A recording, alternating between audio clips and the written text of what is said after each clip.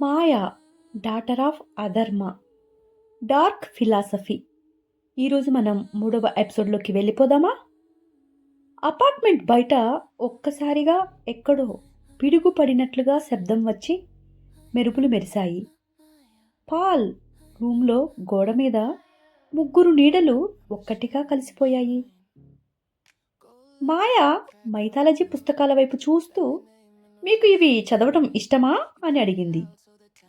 Paul తనకు దగ్గరగా వస్తూ, ఇష్టమా అంటే ఇష్టమేమీ కాదు, మా మామ చెప్పింది ఇవి చదవమని, సో దీని ద్వారా ఏదో తెలియని రహస్యాలు దాగి ఉంటాయి అని కూడా చెప్పింది అని ఆ పుస్తకాలని చూస్తూ ఉన్నాడు. ఓహ్, ఇండియన్ మైథాలజీలో తెలియని రహస్యాలు తెలుసుకోవాలని ఆరాటంగా ఉందా? మరిప్పుడు కరెంటు పోయింది కదా, మీరెలా చదువుతారు అని అడిగింది ఆమె. అదే మాకు తెలియటం లేదు, ఈ నైట్కి ఎలాగైనా పూర్తి చేయాలి అనుకుంటున్నాం మేము అని పాల్ చెప్పాడు. సరే, నేనైతే ఈ పుస్తకాలను ఎప్పుడో చదివేశాను, చదవటం ఏమిటి, రీసెర్చ్ కూడా చేసేశాను అని చెప్పింది మాయ. కాల్విన్ అప్పుడు ఆమె వైపు చూస్తూ, అవునా అని ఏదో తన మీద అనుమానంగా ఉన్నట్లుగా అనిపించింది తన మనసుకి. వెంటనే మాయ తన చేతిని పట్టుకుని, నీ జుట్టు చాలా బాగుంది, నీ కళ్ళైతే ఇంకా బాగున్నాయి, ఇంత అందంగా ఉన్నావు, మీరిద్దరూ అన్నతమ్ములా అని అడిగింది. కాల్విన్ వెంటనే ఆమె చేతి నుండి తన చేతిని విడిపించుకుంటూ, అవును, మేమిద్దరం అన్నదమ్ములమే. నీవు నిజంగానే మైథాలజీ బుక్స్ అన్నీ చదివేశావా అని అడిగాడు. ఏదో ఆమె చేతి స్పర్శ తగలగానే ఆమె చేతిలో మాయ ఉన్నట్టుగా అతని మెదడులో ఇప్పుడు ఆమె మీద ఉన్న అనుమానాలన్నీ ఎవరో తుడిచిపెట్టినట్లుగా ఒక్కసారిగా తుడిచిపెట్టుకుపోయాయి. తను చాలా అంటే చాలా లాలనగా, ఎవరైనా సరే తన మాటల తీయదనానికి పడిపోయేంత తీయగా మాట్లాడుతూ, అవును, నేను చెప్పాను అంటే అది చేస్తేనే చెప్తాను, లేదంటే అసలు చెప్పను అని చెప్పింది. ఒక్కసారిగా కాల్విన్ మరియు పాల్ ఒకరికొకరు చూసుకున్నారు. ఏంటో మీకు అనుమానంగా ఉందా నా మీద? మరైతే మీకు ఏ ఇన్ఫర్మేషన్ కావాలో అడగండి, నేను మీరు అడిగిన దానిని చెప్పలేకపోతే నేను నిజంగా మీరు అనుకున్నట్లే మీరు నన్ను అనుమానించవచ్చు అంటూ ఆ మైథాలజీ బుక్స్ని చదవనట్లు అని అంది. సరే అయితే, ఇప్పుడు నువ్వు నీ పేరు మాయా అన్నావు కదా, మాయా ఎవరు కూతురు చెప్పు, వారి అమ్మ నాన్నల పేరు ఏంటి అని పాల్ అడిగాడు. మా అమ్మ నాన్న పేర్లు నాకు తెలియవా అని నవ్వగానే ఒక్కసారిగా తన వెనక గోడ మీద ఉన్న నీడకి గబ్బిలం రెక్కలు పుట్టుకొచ్చినట్లుగా షాడో కనపడింది. కానీ అది వీళ్ళిద్దరూ గమనించలేదు. నవ్వుతూ, నేను జోక్గా అన్నానులే, నిజమైన ఈ లోకపు మా అమ్మా నాన్నల పేర్లు కాదు కదా మీరు అడిగారు, అధర్మ మరియు మిథ్య కూతురైన మాయ గురించే కదా అడుగుతున్నారు అని చిన్నగా తన పెదవులతోటి నవ్వుని బయటికి కనపడకుండా నవ్వింది. వాళ్ళిద్దరూ వెంటనే, అంటే తనకి అధర్మ అనే వ్యక్తి గురించి తెలుసు, మనకే ఇప్పటి వరకు తెలియదు, నిజంగానే తనకు తెలిసినట్లుంది అని చిన్నగా ఇద్దరు ఒకళ్ళు ఒకళ్ళు మాట్లాడుకున్నారు. వెంటనే మాయ వారి వైపుకి ఒక సైడుకు తిరుగుతూ, హా, నాకు నిజంగానే తెలుసు, ఈ బుక్లో ఉన్నది మొత్తం నాకు తెలుసు, మీరు వింటాను అంటే కరెంట్ వచ్చేదాకా దానిలో ఉన్నది చెప్తాను, మీ టైం కూడా వేస్ట్ కాకుండా ఉంటుంది కదా అని అంది. వారిద్దరూ కొంచెం అనుమానంగా ఒకరికొకరు చూసుకున్నారు, తటపటాయించారు. కానీ పాల్కు తనకంటే ఇక్కడ ఉంటే బాగుండు తను అని అనుకుంటున్నాడు.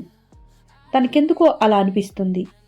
ఎందుకో తను నరనరాల్లో ఏదో తెలియని ఉత్తేజం, ఉత్సాహం పారుతున్నట్లుగా తను ఫీల్ అయిపోతున్నాడు.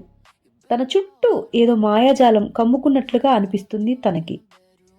తప్పకుండా, మాకు కూడా కావాల్సింది అదే కదా, ఇప్పుడు ఎటు పవర్ సప్లై లేదు, ఎప్పుడొస్తుందో తెలియదు, సో నీవు కూడా నీ రూమ్లో ఒంటరిగా బోర్ కొడుతుంది అన్నావు కదా, తప్పకుండా మేము వింటాము, చెప్పు అన్నాడు.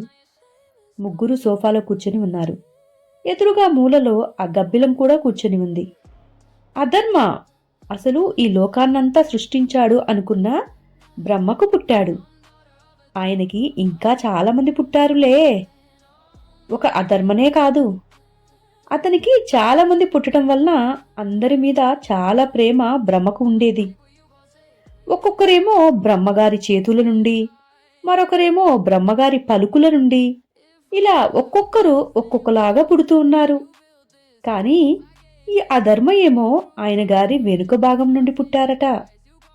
అందుకని ఈ మహానుభావులందరూ తేల్చేశారు ఆ అధర్మకు ఆ లోకంలో ఉండేటి అర్హత లేదు అని. బ్రహ్మగారి ముందు భాగం నుండి పుట్టినవారు సౌభాగ్యవతులట, బ్రహ్మగారిలాగే దైవ సమానులట. కానీ తన వెనుక భాగం నుండి పుట్టాడు కాబట్టి ఇతను దౌర్భాగ్యుడట.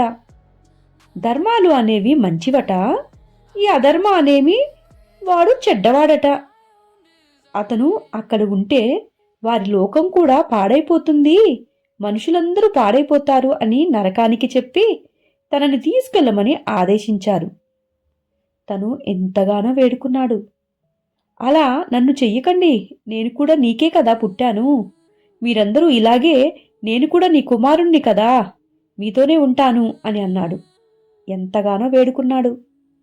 అప్పుడే త్రిశూలాన్ని పట్టుకునేటి ముక్కోటి దేవతలు పూజిస్తారట. ఈశ్వరుడు అని ముక్కోటి దేవుడు అక్కడికి వచ్చి, అవును కదా, తను కూడా మీ నుండే పుట్టాడు కదా, ఇక్కడే ఉండనివ్వండి, ఏదైనా తప్పులు చేస్తే అప్పుడు పంపించండి అని ఆదేశించాడు. మాయ ఎంతో ఇంట్రెస్టింగ్గా చెప్తూ ఉంది. ఇద్దరూ చాలా తెలియని విషయాల్ని మొదటిసారి వింటున్నట్లుగా వింటున్నారు. పాల్ అడిగాడు, అవును కదా, బ్రహ్మనే తన తండ్రి కదా, ఎలా పుడితే ఏమవుతుంది, అసలు ఎలాగా తన కొడుకుని వారి దగ్గర నుండి దూరం చేయాలని బ్రహ్మగారు అనుకున్నారు అని అన్నాడు. మాయ ఒక చిన్న నవ్వు నవ్వుతూ పాల్ వైపు చూసింది. అవును కదా, అదే కదా మరి అధర్మ బాధ. దేవుళ్ళు అన్ని లోకాల్ని సమతుల్యంగా ఏలుతాము అంటారు, కానీ కొందరికి న్యాయం చేస్తారు, మరి కొందరికి అన్యాయం చేస్తూ ఉంటారు. వారి చేసేదేమో న్యాయం, ఎదుటి వాళ్ళు చేస్తే అన్యాయం అట అన్నది. అప్పుడు కాల్విన్, అలా ఏమీ లేదు, ఇప్పుడు మన ఒంట్లోనే పుట్టినాయి కదా అనుకుని మనం మన నుండి వచ్చిన చెడుని మన దగ్గరే ఉంచుకోం కదా, మన నుండి వచ్చే మంచిని మాత్రమే మనం మనతో పాటు ఉంచుకుంటాం. అలాగే మన నుండి వచ్చే చెడుని మనం ప్రతిరోజు స్నానం చేసి ఏదో ఒక రూపంలో దాన్ని బయటికి పడవేస్తాం కదా, అంటే ఆ బ్రహ్మ కూడా చేసి ఉంటారు. అంతేకాని మనలో నుండి పుట్టినవన్నీ మన సొంతమే అవుతాయి, మనకి మంచి చేస్తాయి అని అనుకోవటం తప్పే కదా అని అన్నాడు. మాయ ఒక్కసారిగా కొంచెం కోపం రాబోతూ కూడా కంట్రోల్ చేసుకుంటూ కాల్విన్ వైపు తిరగబోయింది. వెంటనే తనకు తాను నచ్చచెప్పుకుంటూ తన కళ్ళ చూపులను ఎదురుగా ఉన్న చెట్ల వైపుకి చూసింది. తన చూపు తగలటంతో గార్డెన్లో ఉన్న చెట్లు ఒక్కసారిగా మంటమండి కాలి బూడిదయ్యాయి. కాల్విన్ మరియు పాల్ ఇద్దరూ అటువైపు చూశారు. ఏంటి ఈరోజు ఇంత సెగల్లాంటి వింతలు జరుగుతున్నాయి, ఆకాశంలోండి ఏం పడుతున్నాయి అని అనుకున్నారు. సరే సరే, తర్వాత ఏమైంది చెప్పు.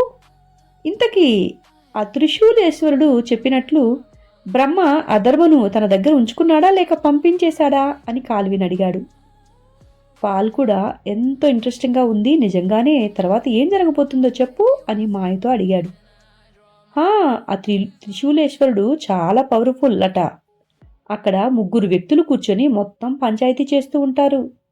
వాళ్ళు చేసిందే వేదం అక్కడ. కానీ ఈయన చాలా తక్కువ మాట్లాడతాడు. ఆ అధర్మ లాంటి వాళ్లకు న్యాయం చేయాలని ఈయనకి ఎప్పుడూ తపన ఉంటుంది. ఇక ఎప్పుడు ఒక పాము మీద పడుకొని విలాపాలు చేసేటివాడు ఇంకొకడుంటాడు. అతను నవ్వుతూ ఉంటాడు. అతని నవ్వు చూస్తుంటేనే అధర్మపు ఒళ్ళు మండిపోతూ ఉంటుంది.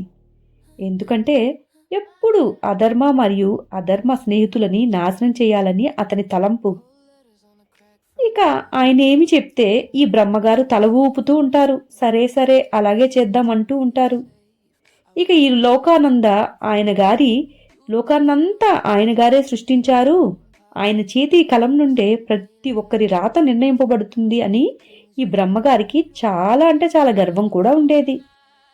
ఆయన గారికి ఒక తల కాదు కదా, 5 తలలు అని మాయ చెప్పింది. వెంటనే పాల్, హే ఆగు ఆగు, నువ్వు నిజంగా మైథాలజీ బుక్ చదివి చెప్తున్నావా లేక నీ సొంతగా చెప్తున్నావా అని అడిగాడు. మాయ నవ్వుతూ, నేను సొంతగా ఏం చెప్పటం లేదు, జరిగింది చెప్తున్నాను, నిజమే చెప్తున్నాను అని అంది. మరైతే ఆ బ్రహ్మ అనే ఇండియన్ గాడుకు 4 తలలు కదా ఉంటాయి, నువ్వేంటి 5 తలలు అంటున్నావు అని అన్నాడు. అప్పుడు మాయ నవ్వి, అదే కదా మీకెవరికి తెలియని విషయాలు, ఎవరో కొంతమందికి మాత్రమే ఈ విషయాలు తెలుసు. ఇవన్నీ మీకు తెలియకుండా చాలామంది దాచేశారు. ఎందుకంటే వాళ్ళు దేవుళ్ళు కదా, వాళ్ళ గురించి తప్పుగా అనుకోకూడదు ఎవరు అని అంటూ చెప్తుంది. కాల్విన్, అవునా, అలా ఎందుకు దాస్తారు? అలా ఏమీ అయ్యుండదులే. మరైతే అతనికి 5 తలలు అని చెప్తున్నావు, కానీ ఇప్పుడు మాకు తెలిసినంత వరకు 4 తలలే కదా కనపడుతున్నాయి అని కాల్విన్ ఎంతో ఇంట్రెస్టింగ్గా ఆ మైథాలజీ గురించి మాయని అడిగాడు. హాయ్ గైస్, ఈరోజు ఈ ఎపిసోడ్ అయిపోయింది. మీకు ఈ ఎపిసోడ్ నచ్చిందని అనుకుంటున్నాను. అసలు బ్రహ్మదేవుడు గురించి మనకి తెలియని విషయాలు చాలా చెప్తోంది కదా మాయ. నిజంగానే అధర్మ బ్రహ్మ కొడుకా? బ్రహ్మకి పుట్టినవాడా? కానీ పాపం బ్రహ్మ అధర్మని బయటికి పంపించేయాలి అనుకుంటున్నాడు అని మాయ తెగ ఫీల్ అయిపోతుంది కదా. మరి మీరేమనుకుంటున్నారు? బ్రహ్మని వాళ్ళ కొడుకైనా సరే మాయని అలా కిందకి పంపించేయటం మంచిదా, కరెక్టా కాదా? ఏ సంగతి నెక్స్ట్ ఎపిసోడ్లో చూసి తెలుసుకోండి. మీకు ఏదనిపిస్తే అది కామెంట్లో చెప్పేయండి. మరొక చిన్న మాట, ఇది కేవలం మా చిన్నప్పుడు మా అమ్మమ్మలు వాళ్ళ అమ్మలు ఒకరికొకరు చెప్పిన స్టోరీ నుండి తీసుకున్న కథలు మాత్రమే. నిజానిజాలు నాకు పూర్తిగా తెలియవు. ఇది జస్ట్ కొంత కల్పితం కూడా చేసి రాయటం జరుగుతుంది. అంతేకాని ఏ దేవుళ్ళని దేవతలని కించపరచాలని మా ఉద్దేశం కాదు. ఏదైనా తప్పుగా క్రూయాలిటీని చెప్పే విధంగాను, చెడుని ప్రోత్సహించే విధంగాను ఉంది అని మీరు తీసుకోవద్దు. ఇది కేవలం ఒక ఎంటర్టైన్మెంట్ కోసం రాసిన ఒక చిన్న ఎపిసోడ్స్ మాత్రమే. దీనిలో ఏ మతాలని వేటిని మేము దూషించాలని అగౌరవపరచాలని అస్సలు అనుకోవటం లేదు. దయచేసి ఇది గమనించాలి. మరియు ఈ కథ పూర్తిగా నా సొంతం, నా కల్పితం, నా ఇమాజినేషన్ తోటి మా చిన్నప్పుడు చెప్పిన కొన్ని కథల ఆధారంగా రాసినవి. ఎవరు దీనిని కాపీ చేయడానికి ప్రయత్నించవద్దు. ఇక ఉంటాను, రేపటి ఎపిసోడ్లో కలుద్దాం. మీకు ఇది ఇంట్రెస్టింగ్గానే ఉందనుకుంటున్నాను. నా ఛానల్ని సపోర్ట్ చేస్తున్న ప్రతి ఒక్కరికి పేరు పేరున థ్యాంక్ యూ చెప్తున్నాను. Bye guys.